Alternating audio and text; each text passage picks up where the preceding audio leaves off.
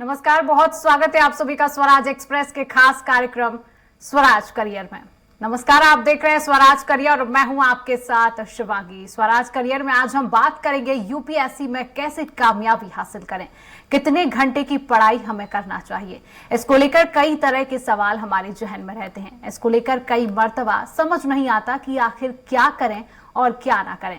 इस तरह के सवालों को लेकर आप परेशान ना हो। आज हमारे साथ मौजूद हैं आईएएस अजय गुप्ता। अजय गुप्ता की गिनती मध्य प्रदेश के बेहतरीन और ईमानदार अफसरों में की जाती है। अजय गुप्ता जी से हम जानेंगे कि आखिर कैसे परीक्षा में सफलता हासिल की जाती है। तो चलिए शुरू करते हैं स्वराज करियर का सिलसिला। सर, आपका बहुत स्वागत है स्वराज एक्सप्रेस में। Thank you sir. सबसे पहले मेरा आपसे सवाल रहेगा, सर जब आपने यूपीएससी का एग्जाम क्रैक किया था तब आपका पहला रिएक्शन क्या था, आपको कैसा फील हुआ था? देखिए, नेचुरली जब भी कोई अभ्यर्थी इतना प्रेस्टिजियस एग्ज़ाम क्लियर करता है तो बहुत खुशी होती है। खुशी मेरे को भी बहुत हुई क्योंकि इसमें अपार मेहनत लगती है और आप एक ऐसा करियर का विकल्प चूज़ कर रहे होते हैं जिसमें आपको मालूम है कि आपको सोसाइटी के लिए बहुत ज़्यादा कुछ करने का मौका मिलेगा, एक अच्छा स्टेटस मिलेगा, एक अच्छी लाइफ मिलेगी। तो नेचुरली परिवार में सबको खुशी हुई, मेरे को भी बहुत सारी खुशियाँ मिली। सर, हम देखते हैं कि बहुत सारे स्टूडेंट्स जो यूपीएससी के प्रिपरेशन कर रहे होते हैं उनके दिमाग में बहुत ज़्यादा टेंशन होती है कि आखिर पढ़ाई कैसे करें और कितने घंटे पढ़ाई करना चाहिए। तो उसके लिए आप हमारे स्टूडेंट्स को क्या कहेंगे? मैं तो बस ये करूँगा कि ठीक है, हर एक एग्ज़ाम का पैटर्न अलग रहता है, हर एक एग्ज़ाम की जो रिक्वायरमेंट्स हैं वो अलग हैं। तो सबसे पहले हमें उस एग्ज़ामिनेशन के पैटर्न से रूबरू होना चाहिए कि किस तरह की डिमांड एक पर्टिकुलर एग्ज़ामिनेशन रखता है। खासकर यूपीएससी में आपको जो जनरल स्टडीज़ के विषय हैं उन पे अच्छा कमांड होना चाहिए। तो पहले आप एग्ज़ाम के पैटर्न से अपने आप को वाकिफ़ कर लें और जब आप समझ लें कि एग्ज़ाम की रिक्वायरमेंट्स क्या हैं तब आप उसे अटेम्प्ट करें। जी अजय जी, हमारे साथ एक कॉलर राजेश इंदौर से जुड़ चुके हैं। राजेश जी, क्या सवाल है आपका? अजय जी से है, अगर मैं यूपीएससी की तैयारी करना चाहता हूं तो मुझे अपने सब्जेक्ट का सिलेक्शन कैसे करना चाहिए, जिसमें मेरा इंटरेस्ट है या जिसमें मुझे ज्यादा नंबर आए हैं उसमें लेना चाहिए?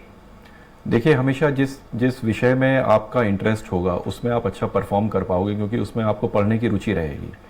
स्कोरिंग तो सभी सब्जेक्ट्स रहते हैं, मुझे नहीं लगता कि ऐसा कोई भी सब्जेक्ट ऑफर किया जाता है यूपीएससी में जो कि कम स्कोरिंग हो। लेकिन आपको अपने विषय वस्तु का चयन ऐसा करना चाहिए जिसमें आपको या तो महारत हासिल हो या आप उसमें एक्सपर्टीज डेवलप कर पाएँ या आपका इंटरेस्ट उसमें बहुत होना चाहिए। ये एक प्री रिक्विजिट है कि आप अगर ऐसे विषय वस्तु को चुनेंगे जिसमें आपका इंटरेस्ट है तो आपकी जो भी मेहनत होगी उसका आउटपुट अच्छा आएगा। राजेश, क्या और कोई सवाल है आपके अजय जी से?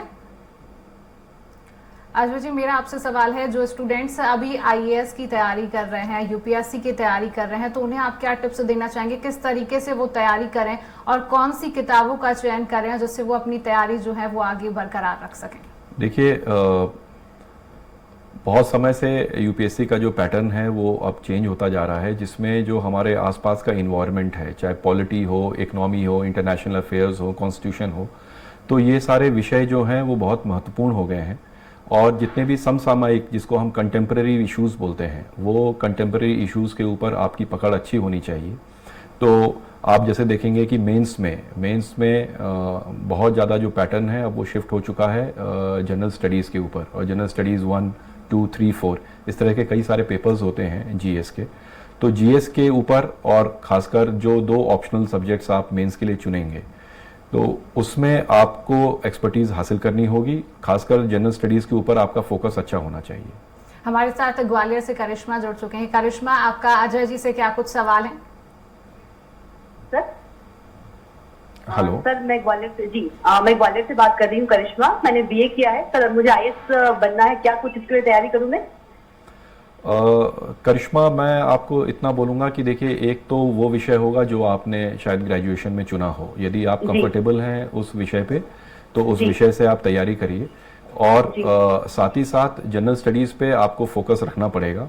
जो भी यूपीएससी का नोटिफिकेशन आता है उसमें जनरल स्टडीज़ के कौन कौन से सेक्शंस हैं उनको आप देख लीजिए। खासकर जैसे संविधान, जिसको हम कॉन्स्टिट्यूशन बोलते हैं, इन्वायरमेंट बहुत इंपॉर्टेंट है, इंटरनेशनल अफेयर्स बहुत इंपॉर्टेंट हैं, और जितने भी कंटेम्प्रेरी इश्यूज़ हैं, अगर आप न्यूज़पेपर रीडिंग की हैबिट रखती हो या जो जनरल स्टडीज़ की बहुत सारी पब्लिकेशंस आते हैं, तो यदि आप निरंतर उन पर कमांड बनाए रखेंगे, और साथ ही साथ मैं आपको ये टिप देना भी चाहूँगा कि जितने भी पुराने एग्जाम्स के पेपर्स हैं, लास्ट के 10 ईयर्स के पेपर्स से एक ट्रेंड पता लगता है, तो उन पेपर्स को आप अच्छी तरह से स्टडी करिए, उनको गहनता से आप उनका अध्ययन होना चाहिए, तो वो एक ट्रेंड उभर के आएगा जिससे आपको पता चल जाएगा कि यूपीएससी का फोकस एरिया क्या है, तो उसमें आप अच्छा कर पाएंगी। जी सर, जरूरी है कि हम कोचिंग का भी सहारा लें? देखिए, कोचिंग मुझे ऐसा लगता है कि यदि आपको लगता है कि आपके कुछ गैप एरियाज रह गए हैं, कुछ ऐसे टॉपिक्स हैं जिन पे आप स्वयं स्टडी नहीं कर सकते हैं, तो उन एरियाज को स्ट्रेंथन करने के लिए आप कोचिंग की मदद ले सकती हैं। हमारे साथ भोपाल से नीतीश कॉलर जुड़ चुके हैं। जी नीतीश, क्या कुछ सवाल आपके? मैडम, मेरा अजय सर से सवाल है जी कि मेरा बेटा मैथ साइंस का स्टूडेंट है और 12th में है वो, और मैं चाहता हूँ कि उसको यूपीएससी फाइट करवाए, तो ऐसी हॉबी क्यों बनी हुई है कि दिल्ली जाके यूपीएससी फाइट या कोचिंग लेके ही यूपीएससी में फाइट किया जा सकता है? क्या भोपाल में ऐसी कोई कोचिंग नहीं है? नितेश जी, मैं इसको बहुत ही आपको सिंप्लीफाई करूंगा। देखिए क्या है, दिल्ली पहले आज से 25 साल पहले इलाहाबाद एक बहुत बड़ा सेंटर हुआ करता था, तो जो सब्जेक्ट एक्सपर्ट्स के जो डोमेन है, जो उस पर्टिकुलरली नितेश जी अभी संपर्क में है? नीतीश जी हाँ, संपर्क में है सर। नितेश जी, आपको मेरी आवाज आ रही है? नीतीश, क्या आप सर को सुन पा रहे हैं अभी? नीतीश से हमारा संपर्क अभी टूट चुका है। तो अजय जी, मेरा आपसे सवाल है कि आप जब इसकी तैयारी कर रहे थे तो आपने किन किताबों का सहारा लिया? कौन सी ऐसी बुक्स थी जिनसे आपने पढ़ाई शुरू की थी? मैंने 2006 से यूपीएससी की परीक्षाएं देना शुरू किया और 2009 में मेरा सिलेक्शन हुआ। मेरा पूरा जो फोकस था किताबों के अलावा वो न्यूज़पेपर्स के ऊपर मेरी बहुत ज़्यादा स्टडी फोकस थी। Hindu, times of India, Hindustan times, Indian express, ये कुछ ऐसे अखबार थे जो मैंने ग्रेजुएशन से इनके ऊपर काफ़ी पकड़ रखी थी। इसके अलावा ज्योग्राफी और साइकोलॉजी मेरे ऑप्शंस थे, तो ज्योग्राफी और साइकोलॉजी की मैंने दोनों जगह दिल्ली में कोचिंग ली, और जो भी हम लोग को सब्जेक्ट मटेरियल मिलता था उसको बहुत सीरियसली उसमें पढ़ाई करी, और जनरल स्टडीज़ के ऊपर एक अच्छी महारत हासिल होने के कारण ही मुझे ऐसा लगता है कि इस एग्जामिनेशन को क्रैक करने में मेरे को सफलता मिली। हमारे साथ जबलपुर से अबरार जुड़ चुके हैं। अबरार, क्या कुछ सवाल आपके? मैं ये पूछना चाहता था सबसे कि मैं अपनी तैयारी कैसे करूं यूपीएससी की, क्योंकि कई चीज़ें ऐसी होती हैं जो कोचिंग के उससे नहीं हो पाता है, कई चीजें अपने टाइम शेड्यूल उतना नहीं बन पाता है, तो इसको इजी वे में शॉर्ट में कैसे क्या करें?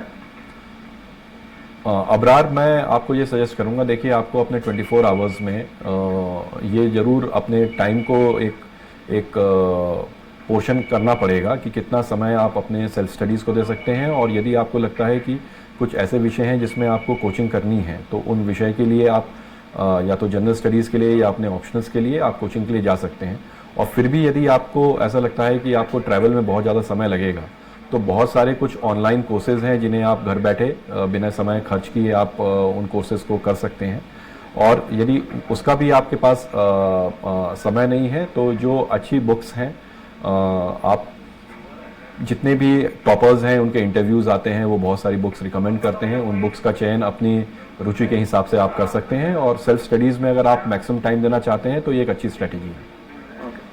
अच्छा जी, मेरा अबरार से जुड़ा हुआ आपसे एक सवाल है। बहुत सारी फैमिलीज हम देखते हैं ऐसी होती हैं जो कोचिंग प्रेफर नहीं कर पाती, उनकी फैमिली की कंडीशन उतनी अच्छी नहीं होती है, तो क्या आईएएस की तैयारी बिना कोचिंग के भी संभव है? बिल्कुल संभव है, और बहुत सारे अभ्यर्थी जितने यूपीएससी क्वालिफाई करते हैं उसमें से एक बहुत बड़ा अंश जो है वो ऐसी फैमिलीज को बिलोंग करता है जिन्होंने कभी कोचिंग नहीं की होती है। पर यह बात भी सही है कि वो अपने विषय के काफ़ी एक्सपर्ट्स रहते हैं। मेरा विद्यार्थियों से और जो अभ्यर्थी हैं जो कि इस कंपटीशन को लिखना चाहते हैं उनसे सिर्फ एक ही टिप ये रहेगी कि जो भी विषय वो पढ़ रहे हैं उसको पूरा मन लगा के पढ़ें। उसमें कोशिश ये करनी चाहिए कि अगर हमने कोई भी टॉपिक अगर उठाया है, फॉर एग्जांपल अगर हमने कॉन्स्टिट्यूशन, संविधान पढ़ा है, तो उसके लिए जो भी बुक्स रिकमेंडेड हैं उसको हमें थ्रू एंड थ्रू इतना पढ़ना पड़ेगा कि वो हमारे जहन में बस जाए। अगर साइंस एंड टेक्नोलॉजी हम पढ़ रहे हैं या इंटरनेशनल अफेयर्स पढ़ रहे हैं तो उस पर आपको महारत हासिल करनी पड़ेगी। कोचिंग वाला आपको सिर्फ और सिर्फ कुछ इजी वे में कुछ चीज़ें समझा सकता है, पर वो समझ तो आपको खुद डेवलप करनी पड़ेगी। तो क्या ये माना जाए कोचिंग के साथ साथ जो बच्चे कोचिंग नहीं कर रहे हैं तो वो सेल्फ स्टडी से भी इस एग्जाम को क्रैक कर सकते हैं? बिल्कुल कर सकते हैं, और सेल्फ स्टडी एक बहुत अच्छी स्ट्रेटजी है, क्योंकि कोचिंग जाने आने में का जो समय व्यर्थ होता है वो तो आपको फैक्टर इन करना ही पड़ेगा। इसके अलावा यदि आप शुरू से कोई भी आप अखबार को आप अगर अच्छी तरह से पढ़ते हैं तो वो मेरे ख्याल से जितने भी कंटेम्प्रेरी इश्यूज हैं उन सबको कवर कर लेता है। आपके करंट अफेयर्स कवर हो जाते हैं, जो एडिटोरियल्स आते हैं अखबार में वो बहुत महत्वपूर्ण है मुझे लगता है, क्योंकि इस मेंस के एग्जाम्स के बाद आपको एक पर्सनालिटी टेस्ट से भी गुजरना पड़ता है जिसको इंटरव्यू बोलते हैं।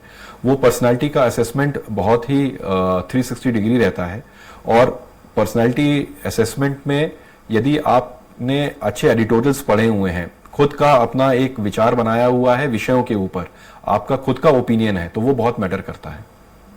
हमारे साथ दिल्ली से अभिनव सक्सेना जुड़ चुके हैं। अभिनव, आपके अजय जी से क्या कुछ सवाल है? जी।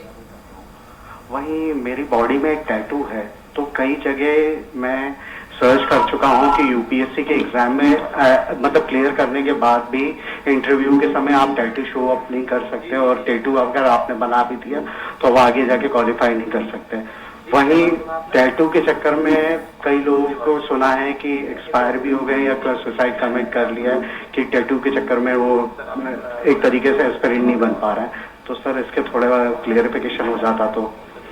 देखिए, इस विषय में तो मैं बहुत ज़्यादा कुछ नहीं कह पाऊंगा। इस विषय को अलग रखते हुए यदि आपकी कुछ और सब्जेक्ट से रिलेटेड या यूपीएससी की तैयारी से रिलेटेड कुछ विषय हैं तो वो मैं क्लैरिफाई कर पाऊंगा। अजय सर, मेरा आपसे एक सवाल है कि जो बहुत सारे स्टूडेंट्स ऐसे होते हैं जब एग्जाम की तैयारी कर रहे होते हैं तब वो बहुत सारे अटेम्प्ट्स जो देते हैं वो क्रैक नहीं कर पाते हैं, इस वजह से वो डिप्रेशन में चले जाते हैं और उनके पास बी प्लान भी नहीं होता है। तो क्या बी प्लान का होना बहुत ज़रूरी है? क्या कहेंगे आप? देखिए, ये एग्जामिनेशन वैसे भी आप तभी देख पाते हैं जब आप ग्रेजुएशन आपने कर रखा हो। तो एक तो वो विषय है जिसमें आपने ग्रेजुएशन कर रखा है, और मल्टीपल अटेम्प्ट्स देने के बाद at the end of the day ये एक कॉम्पिटिटिव एग्जाम्स है जिसमें नंबर ऑफ सीट्स फिक्स्ड हैं, और जो नंबर ऑफ जो लोग क्वालिफाई करेंगे वो भी फिर उतने ही निकलेंगे जितनी सीट्स एडवर्टाइज होती हैं। तो हो सकता है कि यदि बहुत सारे अटेम्प्ट्स करने के बाद आप अगर चयनित नहीं हो पाए तो मुझे लगता नहीं है कि लाइफ एंड्स देयर। जीवन बहुत बड़ा है और संघर्ष ही जीवन का नाम है। तो अगर आपके पास कोई अदर प्रोफेशनल डिग्री है या आप सोचते हैं कि आपके पास एक प्रोफेशनल डिग्री रहे, प्लान बी रहे, तो इट इज़ ऑलवेज बेटर कि आप एक प्लान बी हमेशा रखें, एक प्रोफेशनल रास्ता अपने लिए हमेशा खुला रखें, क्योंकि इसमें सीट्स तो लिमिटेड ही हैं और अटेम्प्ट्स भी हर कैटेगरी वाइज लिमिटेड हैं। तो आपके पास अगर प्लान बी रहेगा तो आपको, मुझे नहीं लगता कि डिप्रेशन में ऐसी कोई चीज़ बननी चाहिए। लाइवलीहुड तो इंश्योर करना आदमी का पहला ध्येय होना चाहिए। तो I think plan B should always be there. हमारे साथ इंदौर से देवाशीष जुड़ चुके हैं। देवाशीष, आपके अजय जी से क्या कुछ सवाल? Hello, am I audible? Yes, सुन सकते हैं हम आपको जी।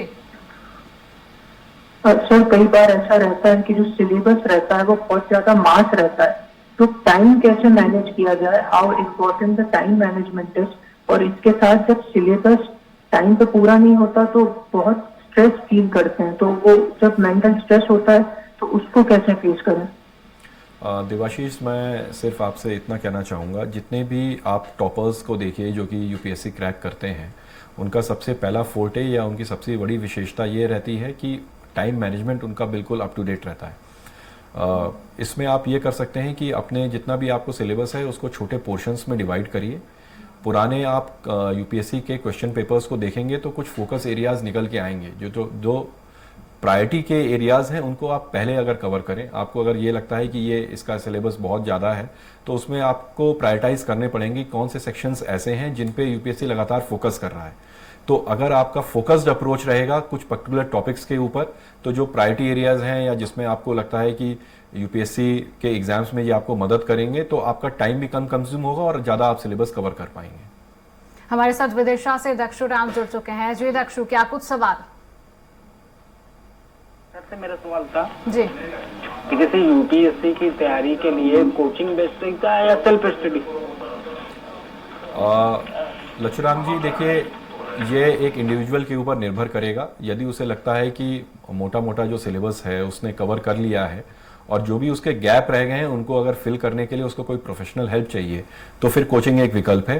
पर यदि आदमी सेल्फ कॉन्फिडेंट है, अभ्यर्थी सेल्फ कॉन्फिडेंट है कि मेरा सिलेबस काफ़ी कवर हो गया है, तो आप फिर एग्जामिनेशन पैटर्न के अनुसार जो भी मॉक टेस्ट होते हैं या दूसरे अन्य चीज़ें होती हैं उनको आप स्वयं भी अटेम्प्ट करके देख सकते हैं। और आपको लगता है कि नहीं, कई सारे गैप्स मेरे को फिल करने हैं, तो मैं फिर कोचिंग के लिए रिकमेंड करूंगा। सर, आपने कब डिसाइड किया कि आपको कॉम्पिटिटिव एग्जाम में जाना चाहिए?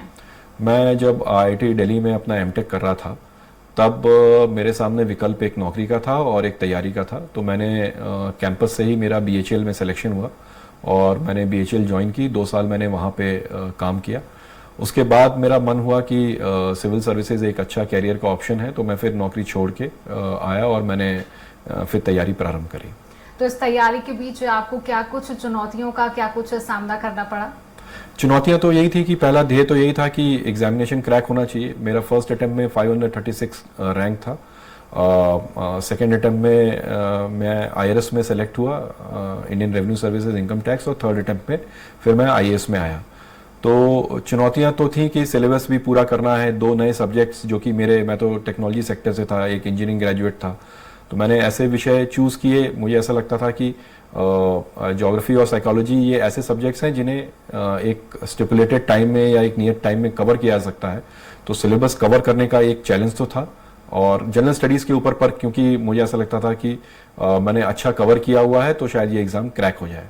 और क्या आपको ये भी टेंशन थी कि अगर एग्जाम हमने क्रैक कर लिया तो इंटरव्यू कैसा जाएगा? कि बहुत सारे स्टूडेंट्स हम देखते हैं कि मेंस को क्लियर नहीं कर पाते, तो इंटरव्यू को कैसे क्लियर करें, वो कैसे उसकी तैयारी करें? देखिए, इंटरव्यू एक पर्सनैलिटी ओरिएंटेड टेस्ट है। उसमें आपको मैंने कुछ मिनट पहले ही बताया था कि यदि आप जितने भी डेली न्यूज़पेपर्स आते हैं उनके आप एडिटोरियल्स पढ़ते हैं, आप अगर स्कूल कॉलेजेस में आपने डिबेट्स वगैरह किए हुए हैं या एक्स्ट्रा करिकुलर एक्टिविटीज़ में पार्टिसिपेट किया हुआ है, तो एक पर्सनालिटी अपने आप over a period of time बनती रहती है।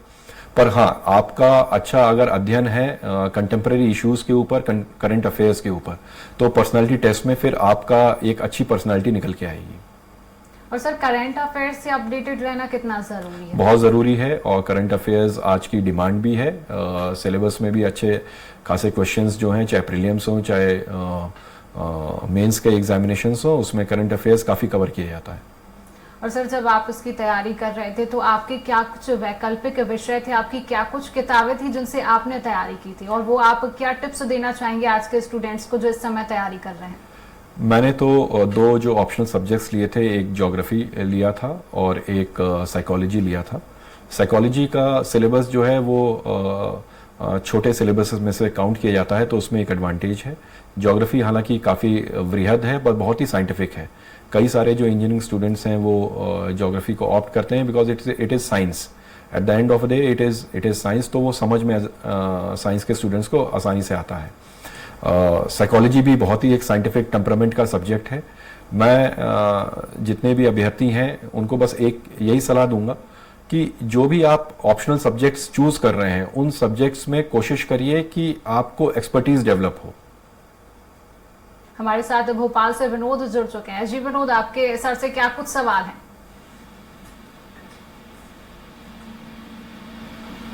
विनोद, क्या आप तक मेरी आवाज पहुंच रही है?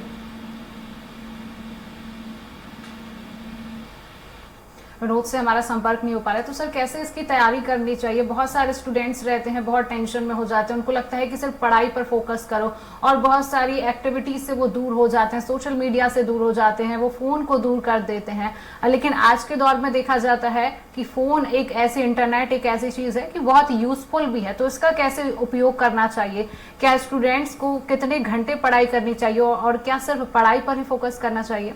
क्या कुछ कहेंगे? आपके सवाल को मैं दो भाग में लूंगा। सबसे पहले देखिए, पूरी दुनिया से कट ऑफ की कोई ज़रूरत नहीं है, और मानसिक अवसाद या परेशानी में आने की भी कोई ज़रूरत नहीं है। जितना रिलैक्स आप रहेंगे उतना ही मुझे लगता है कोई भी अभ्यर्थी इस एग्जामिनेशन में अच्छा परफॉर्म कर सकता है। तो स्टेट ऑफ माइंड बहुत ही कूल, काम और कंपोज्ड होना चाहिए। यदि आप बहुत ज़्यादा सोचेंगे, रिजल्ट के बारे में सोचेंगे, तो उसका कोई वो नहीं निकलेगा। दूसरा, मोबाइल फ़ोन एक डिस्ट्रैक्शन की तरह ना हो आपके जीवन में। बहुत सारी चीज़ें ऐसी हैं जो आपको इंस्टेंटली अगर सर्च करनी है तो गूगल और दूसरे सर्च इंजन्स जो हैं वो आपको तुरंत कुछ ना कुछ बता सकते हैं। तो मोबाइल को कंप्लीटली डिसरिगार्ड करने की सलाह तो मैं नहीं दूंगा, पर हाँ, मोबाइल को इसलिए भी डिसरिगार्ड लोग करते हैं ताकि डिस्ट्रैक्शन ना हो।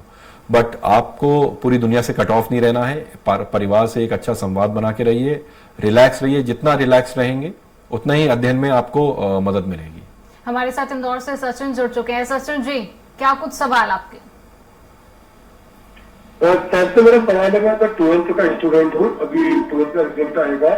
सर कितनी पढ़ाई करना पड़ती है, कितना समय देना पड़ता है, और क्या रूटीन रखना चाहिए? क्योंकि अभी से एक डर का माहौल है कि मुझे आईएएस की तैयारी करना है, लेकिन कितना लोगों को दिखता है कि एक होल्ड लगी हुई है आईएएस को लेकर। तो सर किस तरह से पढ़ाई करना चाहिए, कितने घंटे पढ़ाई करना चाहिए, और क्या रूटीन वर्क रहना चाहिए?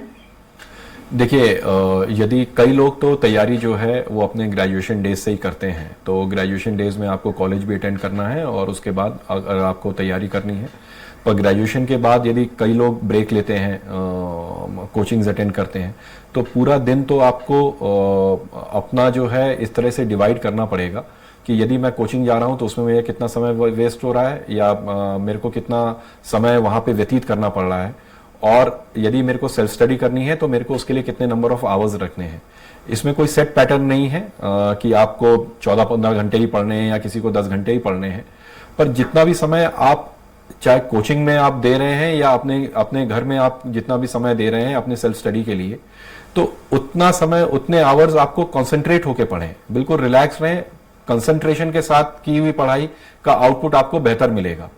कोई सेट पैटर्न नहीं है कि 8 घंटे, 15 घंटे, 20 घंटे हमको पढ़ना है। कई बार जब एग्जाम क्लोज आता है तब आपको नंबर ऑफ आवर्स या नंबर ऑफ सिटिंग्स आपकी बढ़ जाती हैं, पर प्रिपरेशन के दौरान मेरे ख्याल से 8 से 10 घंटे की पढ़ाई जो है वो पर्याप्त है, यदि आपका कंसंट्रेशन अच्छा है। अजय सर, समय का अभाव, इस कार्यक्रम को हम यहीं रोकेंगे। हमारे साथ जुड़ने के लिए और हमारे दर्शकों, हमारे स्टूडेंट्स तक इतनी महत्वपूर्ण जानकारी पहुंचाने के लिए आपका बहुत बहुत शुक्रिया। Thank you. तो आज के इस खास कार्यक्रम में इतना ही। खबरों का सिलसिला लगातार जारी है, देखते रहिए स्वराज एक्सप्रेस। नमस्कार।